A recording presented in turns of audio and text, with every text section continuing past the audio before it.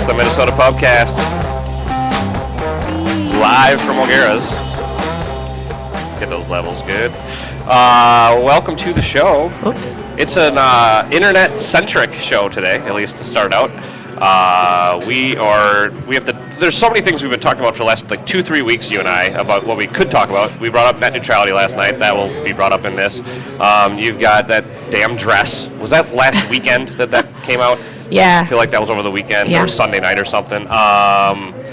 What else do we have? We have the Hillary emails, which I have a soundbite on from Jon Stewart, which you will dig. Whoa, that was weird. What else do we have? The Curt Schilling thing. Did you read that stuff? No. Holy You'll have to fill me in. Shit.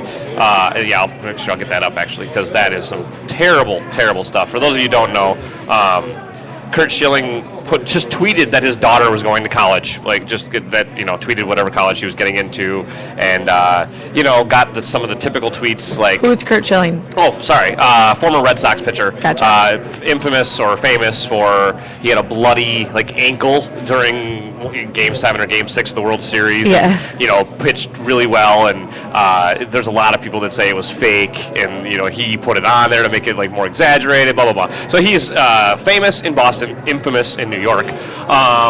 So he puts this out there, and you imagine. I didn't see a picture of his daughter or anything, but she's probably a good-looking girl. Who knows? And he gets some of the tweets like, "Oh yeah, I can't wait till your daughter comes here. That'll be great," or "Hey, I'd love to take your daughter."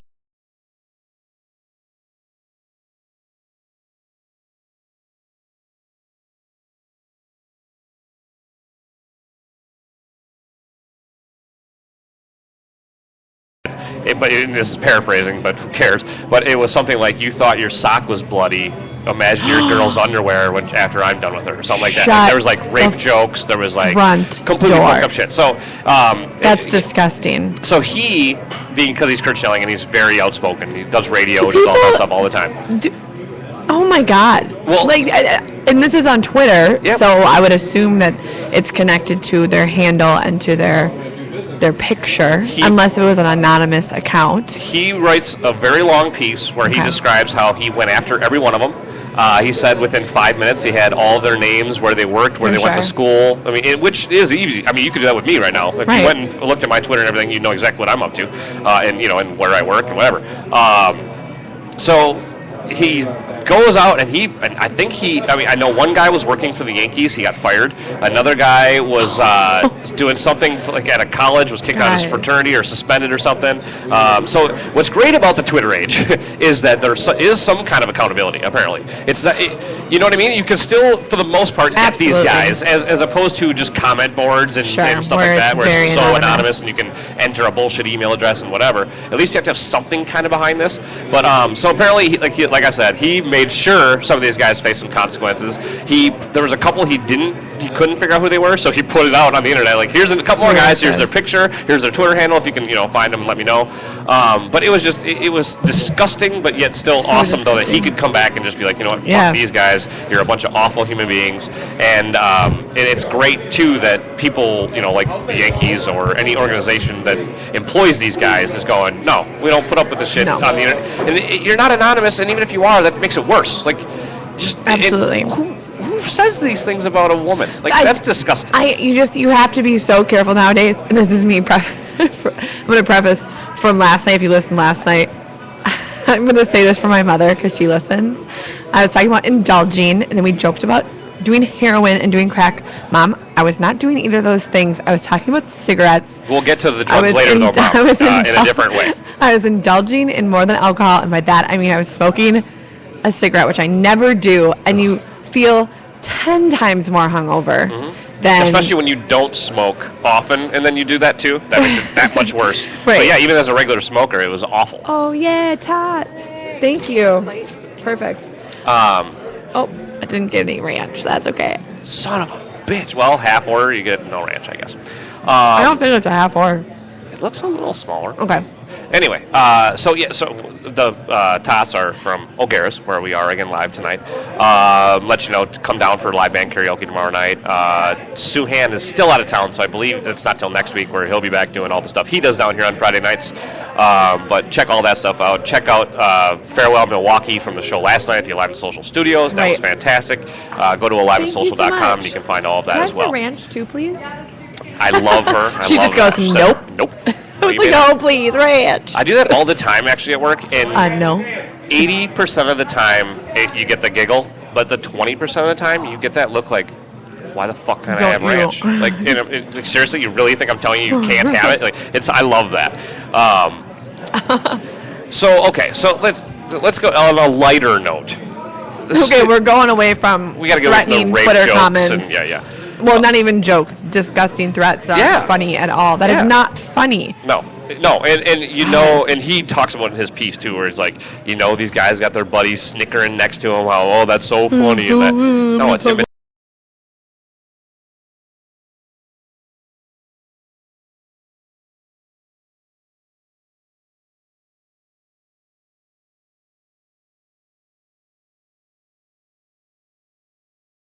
That people are so stupid.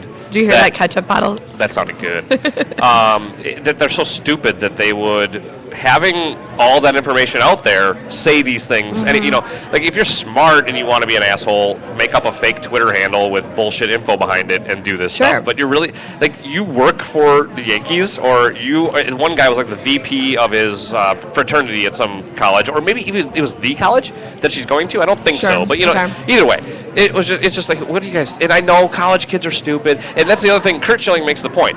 He played baseball for 20 fucking years. You don't think he's heard every disgusting prank, joke, nasty thing you can say about somebody? He played in Boston against the Yankees. Like, he's heard every vile thing you can have slung at you, and this stuff was like, whoa. Yeah.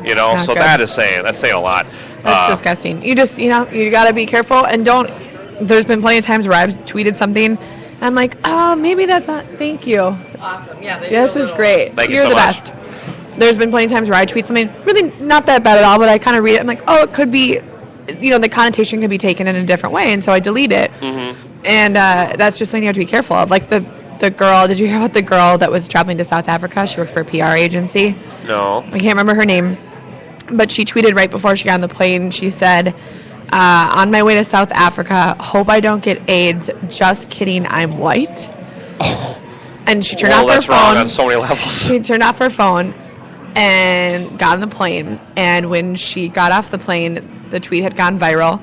She lost her very prestigious PR job, and people were like, you're in PR, how could you screw that up? Right. That is one of the things where maybe she was making a joke like, everyone thinks that only black people get AIDS, like, it doesn't matter though. Right. It doesn't matter what the ignorance of others. She could have been mocking the ignorance of others. It's an ignorant way of doing it. But it's a really stupid way of doing it. You just don't joke about AIDS and don't joke about race. It's not funny. It's not funny, and it certainly isn't funny when it can be taken in different contexts on the internet. So. I don't get me wrong. I agree, and that's distasteful. I don't know if you should lose your job for saying that. I think the stuff that was said about Schilling's daughter is more disgusting. Person? No, you're right. No, you're right. You're right. If you're a your job, dentist or something, you don't know. But you're a PR person. Your job is to know what's proper to put out in public and not. You're right. And you should know that people, like I said, whether it was making fun of the ignorance of others, it doesn't matter. It doesn't matter. People aren't going to get it. Right. And it was inappropriate. And you need to know better. Anyway, though, like I said, lighten it up a little. The stupid dress. First of all, I saw what you put yesterday about how people are getting mad that people are even talking about this dress because there's ISIS and there's I don't remember what the exact examples were, but like my friends would be saying there's the Fed and there's police brutality. Why are we worrying about a dress? Right. There's a lot of things that are more important, and of course that's true, but that's not the point. And I think maybe I don't want to put words in your mouth, but I think kind of what you were saying is, can't you look at the dress and talk about it and still give a shit what's going on in Africa, or you know what I mean? Like, why is it an either or why is it a zero-sum deal? You know what I mean? This comes up every single time something goes viral, where like the Ice Bucket Challenge isn't a great example because we're talking about ALS, but something where it doesn't really have a bigger meaning. It's just, it's just something that for the hell of it has everyone's talking about, and people get outraged that we're talking about it, that it's a discussion, that it's something that has gotten the world talking, on Twitter, on Facebook, whatever. It's just, why do you care so much? Well, if anything, it's just fascinating. Because it is. there are very serious things going on all over the world. There's things going on in your neighborhood. There's things going on in the next door that maybe you should be worried about more than, a fucking dress. But we as a society, we as just individuals even, we're just interested in weird shit sometimes. We are. And what's really weird about it is when we do it as a group. Like, if there has never been a thing that was more of a thing because of the large group of people talking about it than that dress. Like, you can have a great movie and no one can talk about it, but you can watch the movie and enjoy it. Right. But that dress, I don't think you can, it's not a phenomenon without the talk. Right. It's all about us going, no, that's what I see. Why do you see that? And then these bullshit explanations. Right. And it just becomes a thing in of itself. And that's just fascinating. I don't get pissed about it. No. And you can also go, just don't look at it anymore. Just stop. Right. Unplug from it. You can do that. Well, I think it's hard to. I think people are angry because it's hard to unplug from it now. If you want to go on Facebook, that's all you were seeing for a while. It didn't bother me. I thought not only was it scientifically interesting, it was socially interesting. It kind of shows how we're moving from a communication standpoint in the digital world. But I don't think the fact that it went viral, I don't think that means like our society is crumbling and we don't care about other important issues out there. There is a little bit to the thing, though, about, first world problems type thing, though. I mean, there's nobody sitting around in Somalia going, what color is that dress? You know what I mean? Like, because of this level of comfort we have here and because of the amount of spare time we have, sure, we can have these conversations. But people that like to bitch about that, don't forget the reason we have all of the arts and all of these things are because at some point we decided, hey, we got food and shelter covered, maybe we can move on and explore this life. And that's an okay thing. But the dress thing is weird, though. I mean, why did you understand why that took off? Just in and of its own to you? Could you look at that and go, oh, this is such a phenomenon? Or did it take those 3 hours of people talking about it to really get you interested in it? Well, I mean, I went on Twitter. I texted you because I went on Twitter. I went on Facebook, and all of a sudden I'm seeing this hashtag. And I immediately was like, what is this about? And I started reading it. At first, I was confused. So I was like, okay, what? Like, is this a joke? Is this a big... Oh, can I still have that? Sorry. Oh, I didn't know you still had a bag. It's okay. Just leave it there. Perfect. Now she's too good. Now she's taking... I know, right? I didn't even see that. Thank you. I have my tots hiding under a chair. If anyone. There's no place to put it by the computer. I'm sorry. No, and I appreciate that. Don't put food all over the equipment. But no, I was immediately interested in it because I thought it was a hoax, and I was like, wait, this isn't a hoax. People actually are disagreeing. What did you see? First time. White and gold. Fuck you. That bothers me. Why do I see blue and black or whatever? What is that? So that's where it all starts. I know. Right that's there. what's so fascinating about it is because a scientist was talking about this, how all of us see colors slightly differently. Yeah, like nobody sees, like your red is not my red. Sure. And that's for every individual. It's like snowflakes. But most of the time we can agree on what colors mean is down to very specific shades of blue and very specific, this was something that scientists said they had never seen a division like this before in people's perception and how different it was. And so I found that fascinating. Now, I have seen side-by-side photos of white and gold and blue and black of the same dress. Is it a hoax and we're not in on it yet? No, because... Or were they just showing the different spectrums of what we see? They were showing what you should actually be seeing, which is the black and the blue. Oh, that's what it's supposed to be? It's black and blue. The dress is black and blue. Okay, I never got that far either. And so they were showing it next to what people are seeing, what a majority of people are seeing. Because I think Okay. the majority actually was seeing white and gold. Now, what did you see for explanations? I saw one that was so bullshit that I actually even commented like on Facebook or something. I'm like, nope, that one's bullshit. Wired had a really interesting explanation, and I can't explain it. It was how your brain processes certain pigments of color against Okay. certain backdrops. The explanation I heard was way more basic, and it was basically saying it was your outlook on life. No. That was what was supposed. So if you're like No. you're happy, you saw white and gold, and if you weren't, you saw No. black and blue. And I was like, this is such bullshit. And If people, you're of course, if are you're running a with that. Republican, Yeah. you saw white and gold. If you're from a red state, no, but that is what's so fascinating about that. And for those of you that don't know, just go Google black and blue dress. I mean, you will see the craze that it has become over the last week. Just a strange story. But again, and the whole theme of kind of today's show, or at least the first part of it, is the internet and just all of the things going on in this world and things like that 15 years ago, at least for sure, would have never happened. Like no one would ever know about that dress. Right. No one would care about that dress. It wouldn't have gotten around like that. Even in the days of AOL, I don't think that's going around chat rooms. It's just not quite. It wasn't quite the same world. I still want to. I want to stay lighthearted for a second here. I don't want to get serious yet. Okay, do you want me to read the Wired description? Yeah. I'd love to. It's about primal biology and the way human eyes and brains have evolved to see color in this world. And just actually until fairly recently, when you're talking about human history, humans were not able to see blue. Okay. And until we were able to start producing more shades of green, which is now we can see it as blue. Like green, everything was Everything green was just green before. It was shades of green. And now since we've been able to do more different colors from fabrics and paintings and things like that, blue has become a something that we're able to actually visualize. Light enters the eye through the lens, different wavelengths corresponding to different colors. The light hits the retina on the back of the eye where pigments fire up neural connections to the visual cortex, the part of the brain that processes those signals in an image. Critically, though, the first burst of light is made of whatever wavelengths are illuminating the world, reflecting off whatever you're looking at. Okay, blah, blah, blah, blah, blah, blah, blah. I don't know. Let me find it. Hang on.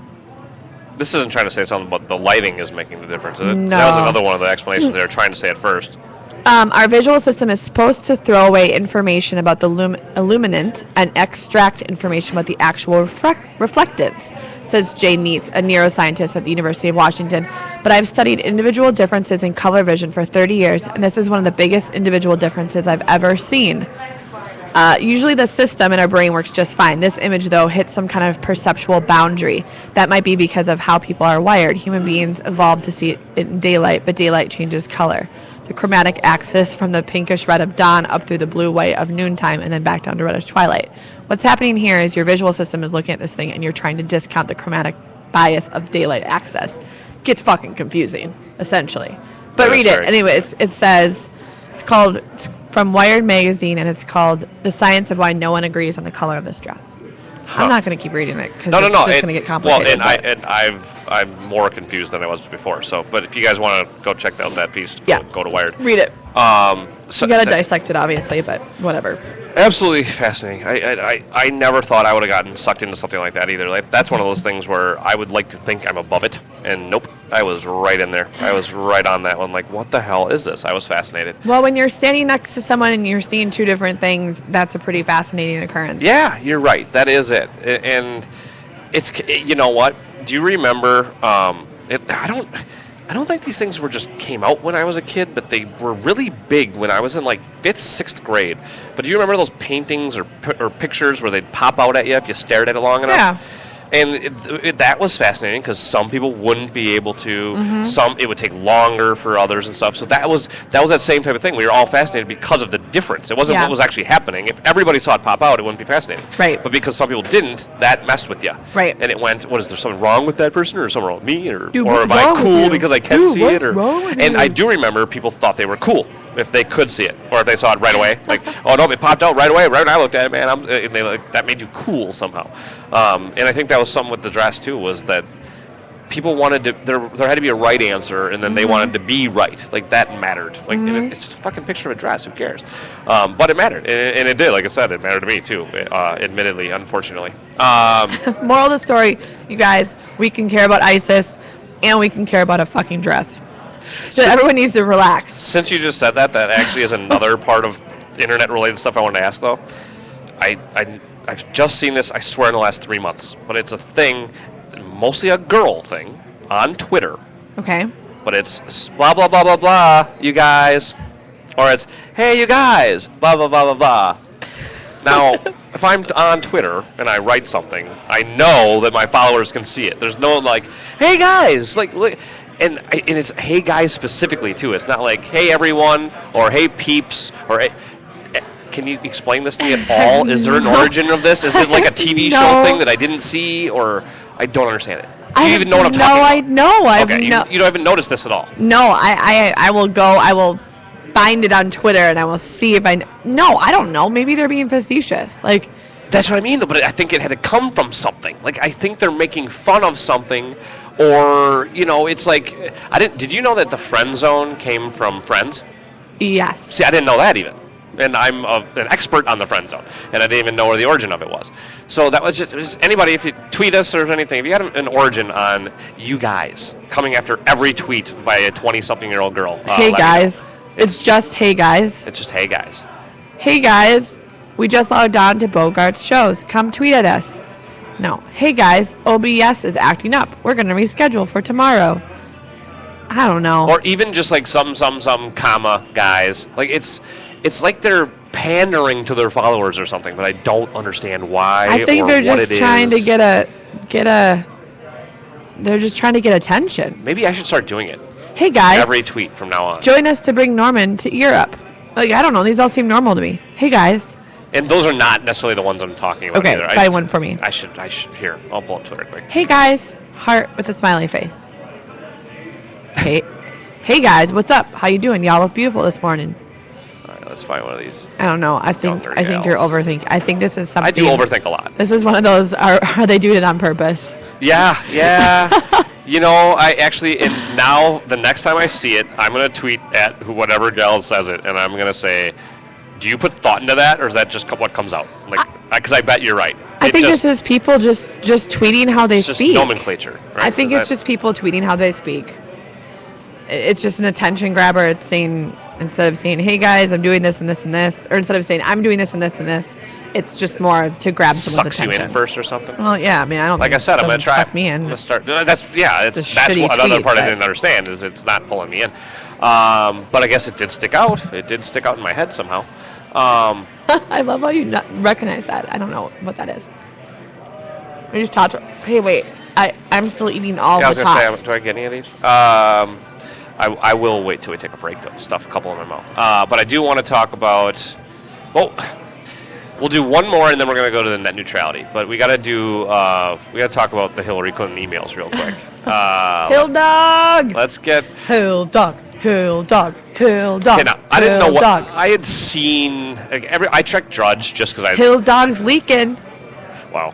I love to check Drudge because I do still find it interesting to see what conservatives think is news, Sure. So, and I do have to go to like Salon or Huffington Post too and go, here's what just liberals think is news too, and then I like to find the middle or take the bullshit, whatever. But, so I didn't even really think this was a story. I still don't necessarily, but even Jon Stewart found an interesting way of kind of looking at it and going, maybe there's a little bit of a reason we should be worried about this though, and here is the little clip. Hillary Clinton may have broken federal record-keeping rules by using a personal email account instead of a State Department account. The official rules are that you're supposed to use government accounts, which are saved for public record and are considered more secure. Oh, okay. Well, that's not nothing. She should have done that, right? But don't we have a facility in Utah that collects all of our email anyway? Solving the whole archive problem? Can't you just ask them, or they don't talk to you either? I love that. They don't fucking talk to you either. Okay, so in all seriousness, though, I would say I don't want anybody in that position using an email that's not saved for life, for everyone, for everybody's knowledge. Right. That being said, This is her time as Secretary of State. What's that? This is during her time as Secretary of State. Yes. And I also would assume that every Secretary of State has some secret email I don't know about. Like, I would hope so, right? Like, if it's just like .secretary.gov, like, I feel like then I would be able to hack into it easier. She has to have some kind of security, and I don't just mean encrypted, but I mean, like, it could be something that we don't know about, too. Well, you can't email Hillary Clinton on her Secretary of State email account. No, but what I'm saying, if you know it, I think wouldn't that make it, I don't know anything about computer hacking. What do you mean if you know it? If you know what the email address is itself even, wouldn't that make it easier to hack? I don't know. I have no idea. No, because all of these emails are behind mass amount screening process and firewall, and before it even gets into her inbox, it's gone through digital as well as personal. Well, that's what she's putting these on her own server. Like that's the other part that it'd be so easy. No, there's probably not a time actually where it would be easy. But after Benghazi and after a lot of the things that happened, and after Rumsfeld and everything else that went on in the previous administration, do you really want these guys having their emails all secret and deciding which ones the public gets to know about later on? That's bullshit. No, every single email needs to be public information when they're a government official. Absolutely. But there was part of the law that stated someone in her position, like it was kind of a cloudy area, a legal area, they're allowed to use a personal email as long as those emails are disclosed to the State Department. And she has... But the shady part here being they're going to her own server and not anywhere else first, so if she wanted to, she could be deleting anything that she didn't want people to know about. Like Benghazi stuff, if you think that was a huge conspiracy, which a lot of people do. My understanding was it doesn't go to them first. It has to go to them in general. Do you know what I'm saying? Well, yes, but I guess what I'm saying is that from the little that I've read about this now is that it seems to me she can this way hide stuff if she wanted to, whereas the other way it would either be harder or impossible to do.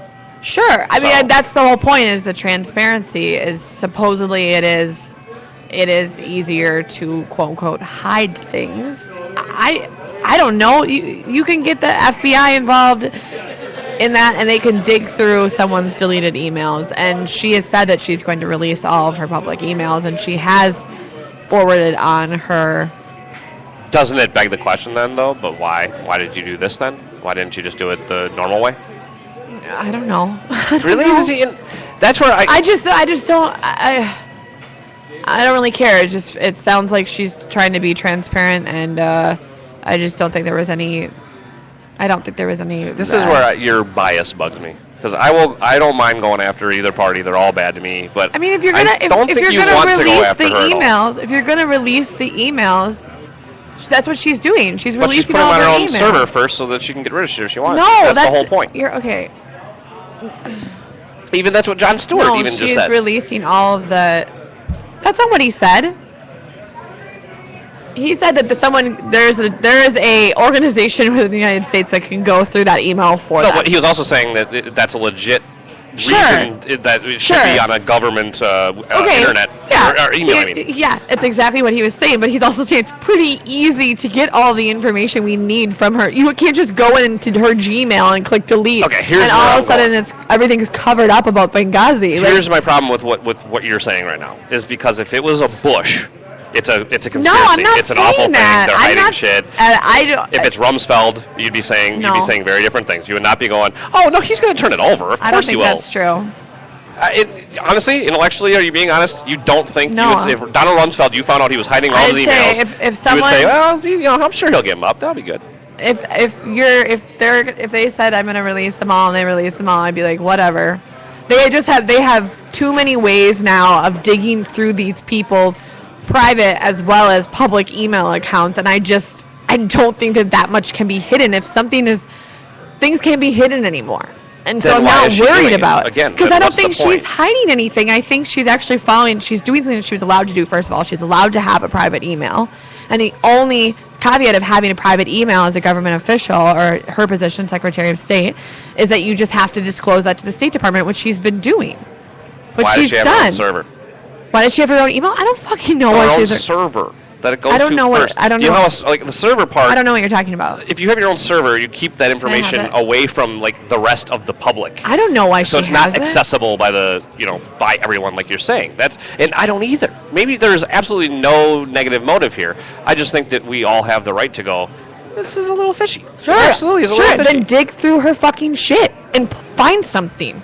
That's what I mean. I just She's think that's allowing a them weird to knee-jerk do it. reaction. The reaction is just assume she's not lying. It's totally fine. No, she started out doing I'm not it incorrectly. saying that she's not lying. I'm saying they have the ability to go through that email and to go through the server and to go through whatever they need to do. You're saying something that I don't think you know is a fact. If they can go through the server and she can't delete anything without them seeing it, why Sorry. did she bother to go through this whole process? That's the part I that would doesn't just make any assume sense. that some people just prefer for their personal emails, prefer to have their own email account, not their .gov account when they're communicating back and forth with whoever it is that's not involved in their day-to-day working at the government, and they're allowed to have that, and they need to disclose that. And if someone feels it's shady, then dig through it. Then dig through it. And if you find something, then shit, that sucks. Well, Then bring it to light.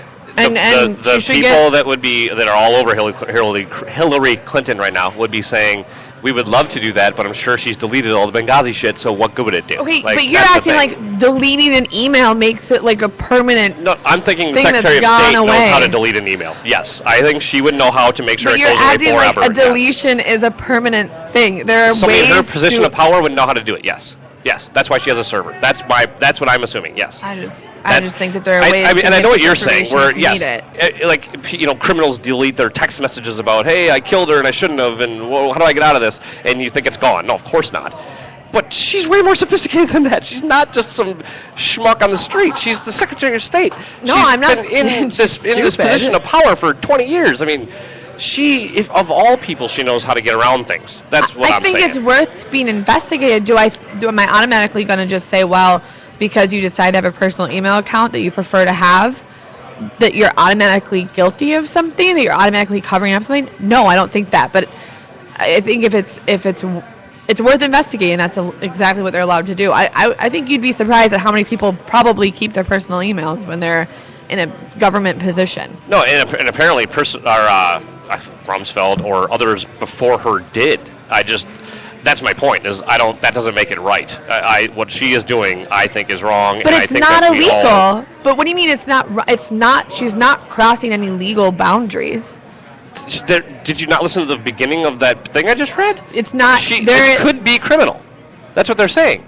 If they find something that they've covered up, but it's not illegal for her to send emails from her personal email account from her personal server. It is for it's diplomatic not. reasons, isn't it? I think that was the difference.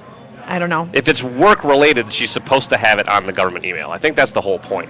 And I'm just saying, Well, she's asked this is us- supposed to be the whole administration of transparency and shit, and holy shit, it has not been at Why all. why Hillary Clinton's homebrew email is a security nightmare. This is from Gizmodo. Whoa. I'm reading through this right now. You've probably heard Hillary Clinton used a private personal email address for her official business as Secretary of State. She didn't have a State Department email address. As a result, her email was not secure, and that is a big problem. Okay, that would be the thing I'd be worried about. Well, yeah. Is it is less secure, but So what I said at first, the hacking part is a real threat. I didn't even know if that was. yeah. But apparently, if it's, but I thought it was about knowing the address, not that it wasn't Yeah, the government one. So that makes it more dangerous. And again, too, though, for that part, you'd think, why would she want it to be accessible in any way, too? I don't know. But again, and this is where I wish maybe we should get a tech savvy person, because I don't understand necessarily what the server part does. Is that how she's trying protecting to- her ass, or what? I don't know. I don't know. I'm trying to find. Oh, here's one something from Fox News. I'm trying to find some legit news story on this, because every fucking person says something different. I know. That's why I try to find a couple of different angles on it, too. Why don't we take a quick break? You keep looking for that. We'll come back. We're going to we'll finish that up, and then we also need to get into me needing to unplug, that we've been talking about for a while, too. And we've got to get to net neutrality, because there is just that we've been teasing it too long. We have to talk about it. So that and more coming right up right here on the Minnesota Pubcast. The Rusty Gatenby Review is the entertaining show about entertainment from movies, music, and more. Award-winning TV guy Rusty Gatenby and his review is the podcast with the biggest cast in entertainment, part of the Alive and Social Network. You can get that Minnesota connection to Hollywood and beyond any time of the day or night simply by clicking on the RustyGatenbyReview.com. That's the RustyGatenbyReview.com, part of the Alive and Social Network.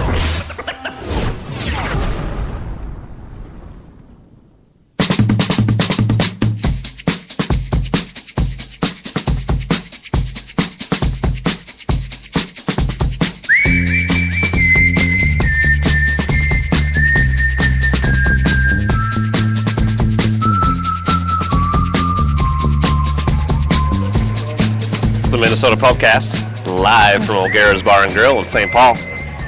Well, live right now if you're listening live. Otherwise, we're just wherever you want us to be, whenever you're listening. What did you come up with? Anything over there? No, I'm just still reading through crap. I know doing things like that on the air sucks. I know. You can never just actually too find much what you want shit. that quickly.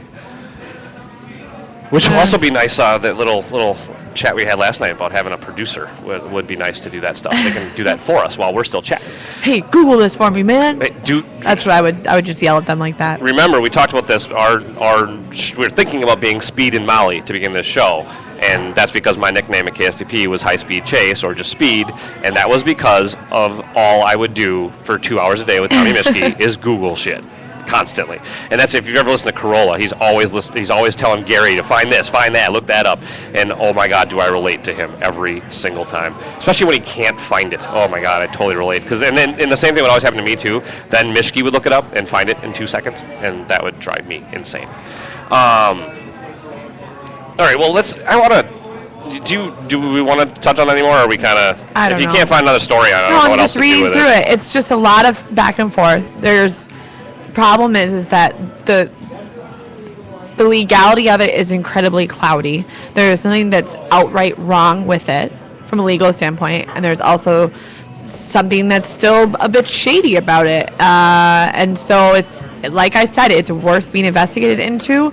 And a lot of senators are coming out and saying, well, people prefer to communicate in different ways, and then people are saying, well, that's total BS. And so it'll be interesting to see what happens.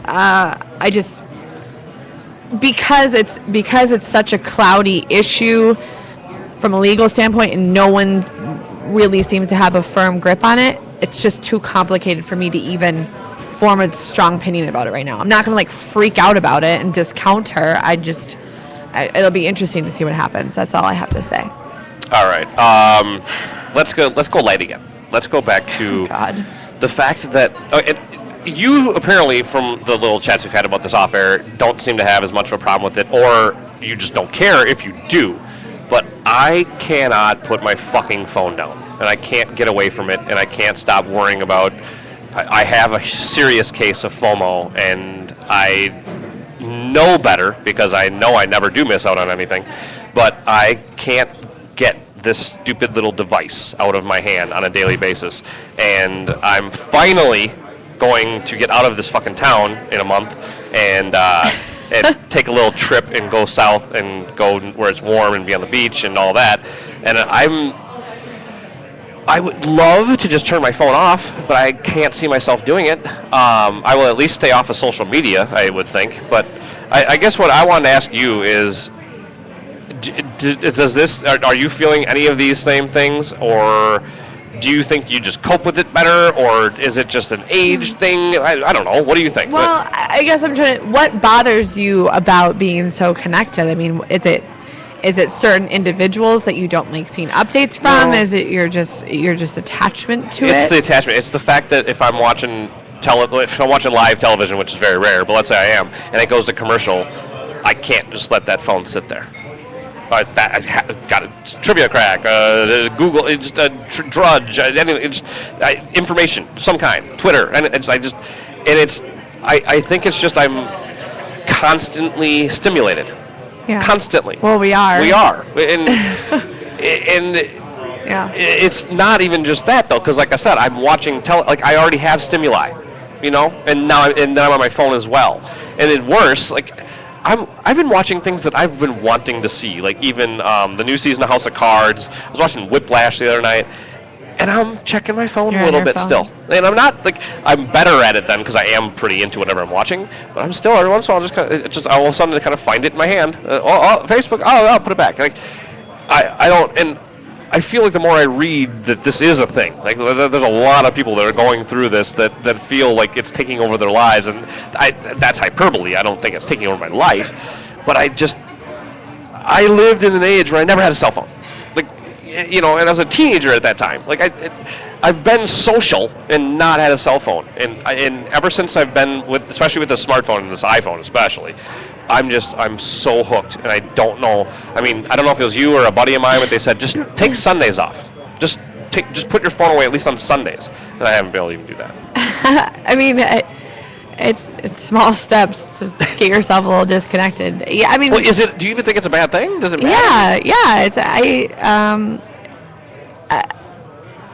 Technology is great because we're able to do things that we would never be able to do pre-digital age.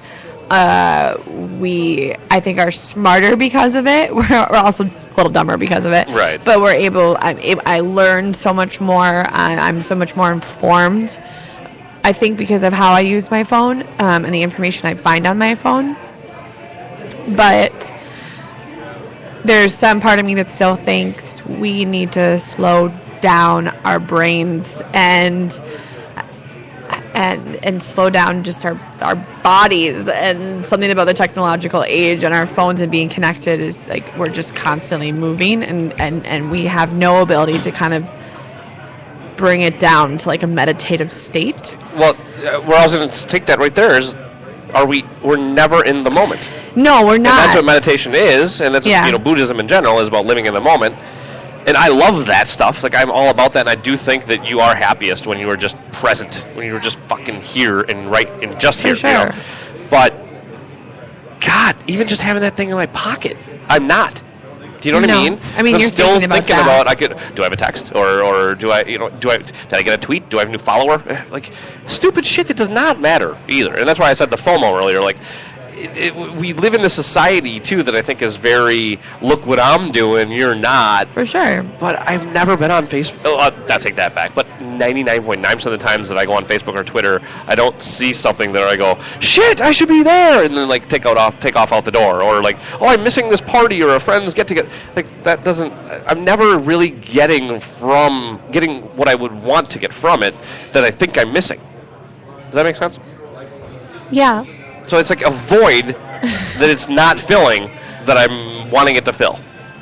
Okay. And it's creating more stress. What a terrible, terrible invention the cell phone was. I hate it.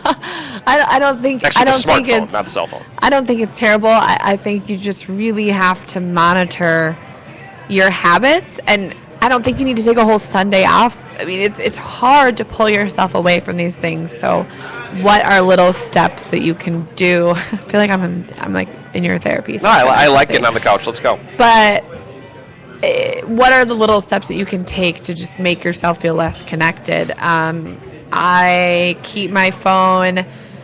Not only do I keep my phone on silent during the workday, obviously, I keep my phone on silent after I get home from work now. Nice. That has been one thing that I do not turn my do you volume get back work on. Calls still for an hour after work or anything? No, okay, no, so you're not just doing it to unplug No. from work or anything. No, not at all. It's I will put my phone in. Sometimes I'll be on the bus and I'll be on doing the crossword or on Instagram or whatever.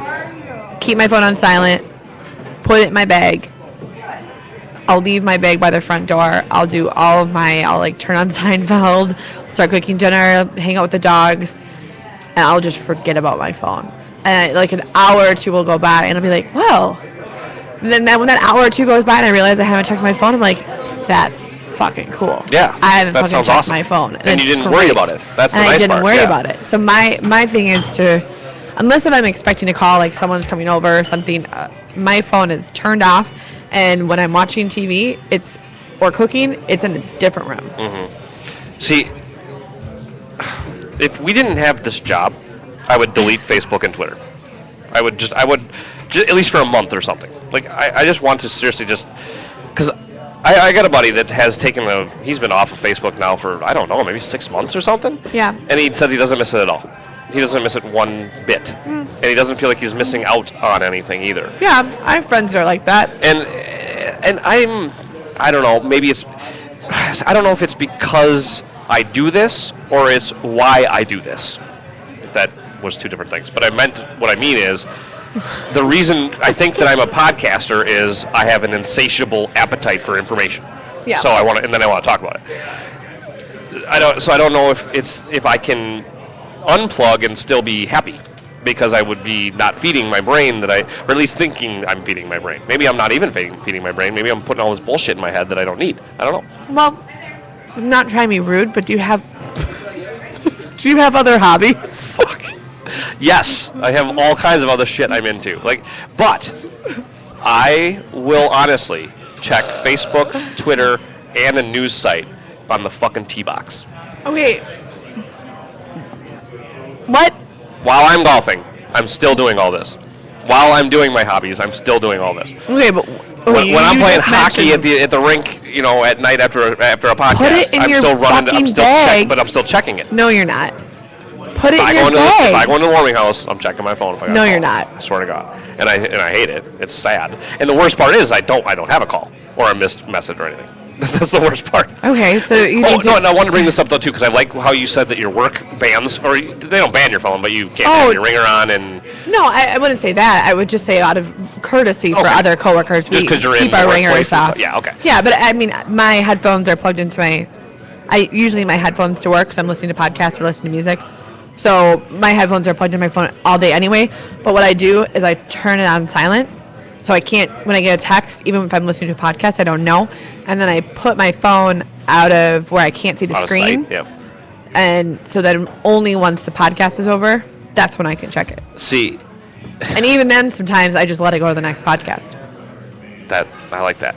We at Moe's, I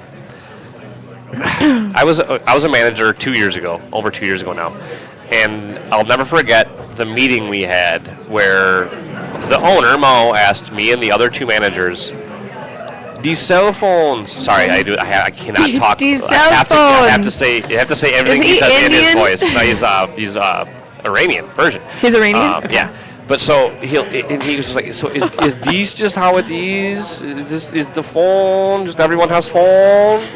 And my GM, who's been in this business longer than me, he's like 15 years older than me. I'm waiting for him to go, fuck no, we gotta get these phones off the floor. This is ridiculous. Everybody's always on their phone, right. Which is totally true. Nope. He was just kind of like, Yes, so it is. because my boss is on his phone too, and God forbid, we're at O'Gara's right now. You never see a server on their phone on the floor. Now, I'm sure they have a station somewhere or something where they check them, but you'd never see them on the floor. No. If I'm at the well picking up my drinks for my table on the phone. If I'm down on the little ramp waiting for people that I don't have tables on the phone. And I'm not the only one. We're all doing it. And the owner doesn't even really say anything about it anymore because he's so used to it, because it's so pervasive. It's just everywhere now. So why don't you just write down some goals and try and meet them, even if they're really small. Even if, hey, I need to go to the grocery store quick, or I need to run to Target. Leave your phone at home. Yeah. Leave it at home. That article that I brought up weeks ago, it might have been when you're out of town even though, but that was one of the things where it was saying, if you go into, even just go grab fast food or something, or go to Chipotle or something, don't bring your phone in. Don't bring your phone in. Because the whole time in line at Chipotle, I'm on my phone. Yeah. And everyone is too. And that's also, it's become a thing where now we're all zombies who are really informed on what's going on around them, except for everything that's going on right around them. Sure. You know what I mean? We're oblivious to real life that's right in front of us. It's like the bus. I can't count the number of people who are actually looking out the window because 100%. 90% of them are looking down their phone, or they have a book. I sometimes bring a book. That's another one of my things. Is I'll bring up, something to read. But I don't know. I would just set small goals and see if you can hit them. It's exhausting. And I also I do go to yoga once a week. I go to the gym. That is no phone time for me. My phone does not come with me to any gym classes. It stays in my bag. And the second I walk into the studio, I'm not allowed to check it. And that's just me just having my own time. Well, what you just said there is the one thing that I really lack here, and that's called discipline. I don't have any discipline. I'm a very disciplined person. I've taken 5 days off from the workout I started 3 weeks ago, so I am not disciplined in any way. Let's take our last break real quick. We'll come back and we'll touch on net neutrality, finally. Hi, everybody. This is Alyssa. And this is Liz, And we're with the Focus Radio. where our focus is to bring you resources to grow your business and double your income. Join us on Mondays from 3 to 4 p.m. Central Time. TheFocusRadio.com.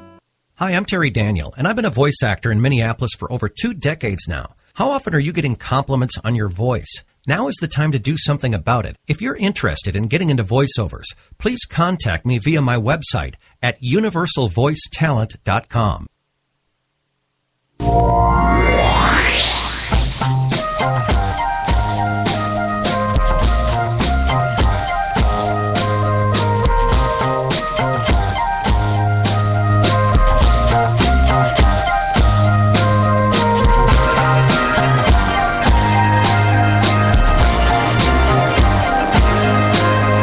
I just saw some breaking news.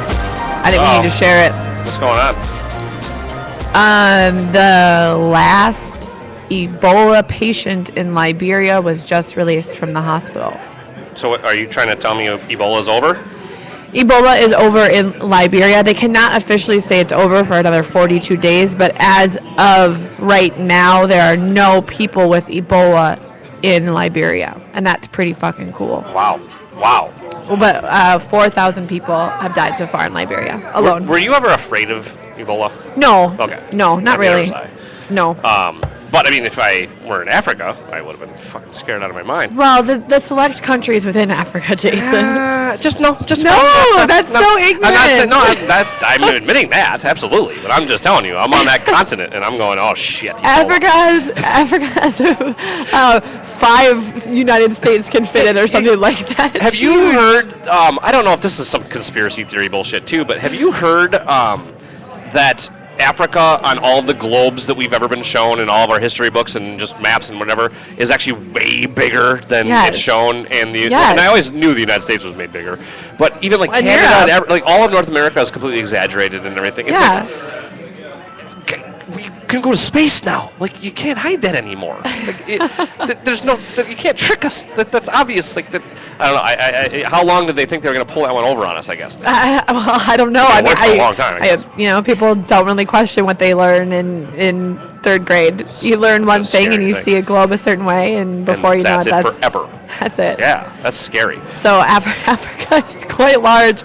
United States isn't all not that you- big, and Europe is even smaller. It takes nothing. New Jersey to New York to get from Germany to Austria. It's 3-hour train ride. No, it's nothing. I went across Europe. What was my longest train ride? It was 4 or 5 hours. Maybe it was an overnight. And I hopped multiple countries in Europe. It's so small, but Europe it's big. is the East Coast. It's big on the globe because that's who was in power. Because it's important to the people who make the globes. It's important to the globe makers. I thought to the globe makers. Yeah, to the globe makers. Those damn globe makers. Talk about conspiracy theories. So net neutrality. We just gotta. Just go. Net neutrality. What do you say? Shit, No, what? no. Okay. You throw me on the spot. No, tonight. I know, and I already know that you're not 100% right now. I'm sitting here as the commercial break is going. I'm calling that commercial break because it sounds fancy. I'm looking at Jason going, I'm so freaking tired tonight, and I'm kind of hungover from last night because we had a really good time at Farewell Milwaukee and our late night show. And I'm out of it, man. My eyes are about half closed. Well, so Jason's putting me on the spot with damn Clinton emails and net neutrality and I wanted to pick a really easy, not complicated topic like net neutrality for you to break net down. Neutrality and the legality of government officials' emails. Just what I want to talk about when I'm hungover. Let me say what I think net neutrality is, and I want you to tell me if you get the same, if you've gathered the same info. Okay. To me, what net neutrality means is everything has to be equal. The broadband providers like Comcast and whoever else can't pick and choose or charge more to different companies for the same amount of traffic. Right? Is that about right? Or for the same amount of bytes that they're using? Yes. Okay. So if Netflix is in direct competition with Comcast because of whatever reason, because it's not cable. Yeah. Sure. Comcast can slow down Netflix stream. Right, and they did. And if you're a Comcast cable user, you would have noticed your Netflix streaming would be buffering more and slowing down, and you'd have more trouble watching it. My Netflix stream takes so long to load. Well, but they've see, that's weird. Are you Comcast? Yeah. Yeah, because they fixed that. I mean, because once they settled their negotiations, they fixed it, and the speed went back up. You know what's But weird, during though? negotiations, they brought it down. You know what's weird though? So the internet doesn't, like, I have a really long house, and so the internet is in the front of the house, and my room is router? the router's in the front, and then my room is in the very back, so I just need to get an extender, but I haven't yet. So I pressed pause on House of Cards to let it load so I could bring it back to my room, you know, and then play it after it was loaded. Yeah. It doesn't load on pause. I paused. Because it's streaming. Oh, it's stupid. You're not downloading it. I'm not downloading it. Right. But that's why it is important that they get a large amount of bits or whatever the hell, because they are constantly sending out so much information and they're streaming it. They're not allowing you to download it, so they have to have that top speed at all times. But download at once. Here's what I wanted to say about it. Okay, first of all, Netflix. The way that we've both seen the John Oliver thing, right? His 12 bits on it. There's 12 minutes on it. Have you seen that? Yeah. Mark? He pins it to be like Comcast and Verizon and these big the broadband providers against the little people, and he kind of pointed it or made it as if you're a small internet company or something that wants to use broadband, you wouldn't be able to have a startup because you don't have the money and whatever that Netflix does, and they can pay for that, blah blah blah. So my first reaction when I first watched that John Oliver thing was, yeah, that's bullshit. It's equal. Everybody should have equal access. But the more I've been thinking about it, I've been going, but wait a minute, who built the broadband? Who put all the cables down? Who invested all the billions of dollars in all of this broadband across the country? Comcast and Verizon and these guys did. So they're just asking for return on their investment. They're just asking for the cost to be recouped by the people that have the money for it. So, and don't get me wrong, that's not my complete argument, because there is still another side to that. But it's also, Comcast is doing this versus Netflix and Google and YouTube and these other companies that want the equal price for things. So my point being is what I first thought this was corporations versus little people. And it turns out it looks like it's more corporations versus corporations. Absolutely. And it's whichever politician's in your pocket. And like even the FCC chairman guy, who was the lobbyist for Comcast, was against net neutrality, met with Obama, and then went, oh wait, nope, for it. Obama took shit tons of money from all of the people that are for net neutrality. So it's like, again, why I hate politics. This isn't happening to fix a problem. This is just happening so that certain corporations get to make more profits. That's what net neutrality is for. And unfortunately, it opens the door for more regulation. Okay, how do you think that certain corporations are making more profit off of net neutrality? Netflix is loving this because now they don't have to pay that surcharge. Oh, sure. That's what I'm saying. So it was, who else was it? Yahoo or Google. Google was the big one that was against it because they're using all of the broadband, you know what I mean? And Netflix uses something like 30% of all of the broadband in the country at a time, all day, every day. It's 30% of it. So they don't want to pay that extra charge that they're using. They just want to pay just equal. And again, I get where you can argue this both ways, but to me, it's their product. They should be able to sell it to whoever they want, for whatever they want. And you're too tired to even get into this tonight. Well, no. I can tell. No, I'm not too tired. It's just I look at, so there's certain things in this world that I feel like are public commodities that need some sort of protection from being overtaken by corporations. And unfortunately, in many cases, corporations have become too embedded in things. One of those things is the internet. One of those things is journalism, but journalism kind of goes hand in hand with the internet, where there's too many corporations that have their hand in what people are allowed to say and what people are allowed to see. And I get afraid that the free flow of information is not as available without net neutrality. Okay, well, see, I think they solved a problem after not solving the real problem, which is that Comcast and Time Warner and like the 3 other cable companies don't compete to begin with. So, even in the John Oliver thing, he talks about how, like, the head of Time Warner was like, no, there's not a problem, you see, because we don't compete with Comcast. Time Warner's in L.A., Comcast is in New York. You know, like they already have it monopolized. Sure, no, not from a location perspective. Yeah, there's very little regional competition of who's getting what. My one option is really Comcast, right. Or I could do CenturyLink or something like that, but that's a separate. So you have 2 options. Sure. Yeah, which is still, think of all the other products you buy in your life. You only have 2 options. Right. I mean, and that's crazy in itself. But because we, as the people, are limited to those few options, they should not have the power to control what we see and what we don't see. And without net neutrality, that is possible. Comcast can say, well, I don't like that fucking website because that's owned by Time Warner.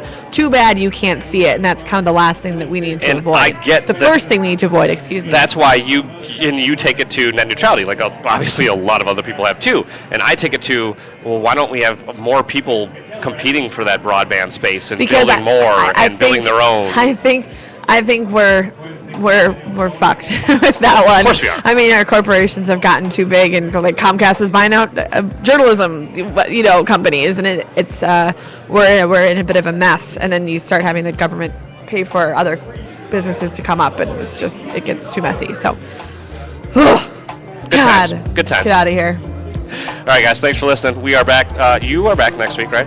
We got normal schedule next week? All right. We'll talk to you next Wednesday live from the Alive and Social Studios. Till then, have a good one.